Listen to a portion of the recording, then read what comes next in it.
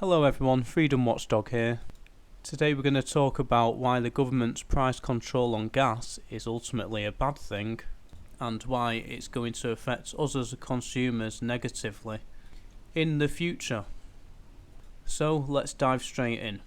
Now the first thing to realise is some smaller firms have already stopped trading already. You're probably already aware of that. HUB Energy, or maybe it's just pronounced Hub Energy, I'm not sure.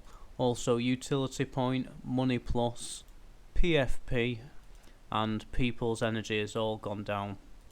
Either gone bust or just closed up its doors because it's not worth doing anymore, because the gas they're buying is obviously more than what they can sell it for. At least it is when you add on all the other overheads that which they have to pay for. Now the bigger firms have been able to hold out so far. Bigger firms like British Gas, for example, they're able to absorb the initial costs a lot better. They've got other income revenue streams as well. But it's only going to be a matter of time before we start seeing the big boys in trouble as well. So what will happen with these bigger firms is one of two things. They'll either close up shop because they can't take the losses anymore, because no business is going to carry on at a loss forever, no matter how big it is, or how much you think they should just to supply us with cheap gas. They're just not going to do it, are they? And for firms like British Gas, which get the revenue from other areas as well, they may have to just raise the prices in those other areas to make up for the loss on what they're losing out on selling gas for. So you can expect to see prices to rise in other areas of services they offer. The second thing that could happen is the government steps in and basically pays the difference to these energy companies in subsidies to bridge the gap for the losses so they can carry on delivering gas to the public.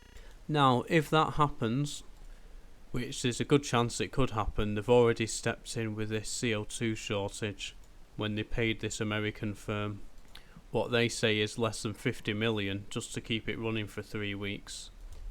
Now, whatever happens, well then it's ultimately us paying for it anyway through taxes and deficits. It's all going to hurt the economy in the long run. But the most important thing that's always missed with price controls is when you have price controls in, let's say in this instance for gas, people are a lot more wasteful using gas in the homes because they know it's still going to be relatively cheap. And as a result, that's going to put more pressure on the supply of gas because the demand will be higher.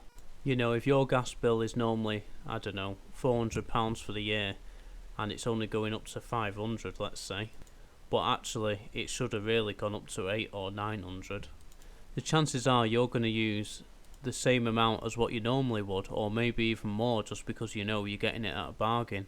And that doesn't just go for gas, it goes for anything as well. Think about rent controls in the UK, the rent price controls. A lot of people stay in the house because they're getting it relatively cheap compared to what's out there now. And that causes a shortage because they're in a sense hoarding what they've got already.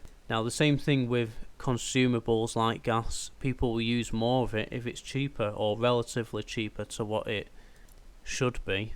Now this causes a problem because the price is high for a reason, and whenever the government step in with price controls, they don't want you to see the symptoms of that reason.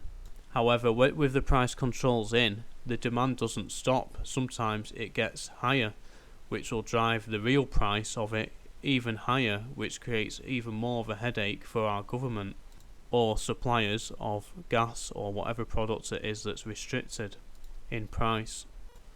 But of course, if the government stepped in now and said, you know what, we're going to have to take the price controls out, well then they're not going to get voted in next election, are they? Even though it'd be the right thing to do, they're just bothered about buying the votes, and this is one way they do it.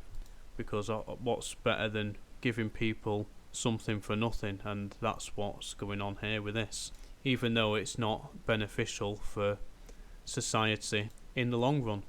If you want to know more about this kind of thing, I highly recommend Thomas Sowell's book Basic Economics, and he goes into depths about price control and why they're a bad idea for any economy. But anyway, hopefully you can see all the points that I'm making here. Make sure you like, comment and subscribe, because I'm going to be keeping you posted on everything what's going on right now and giving you an insight into what may be coming in the future.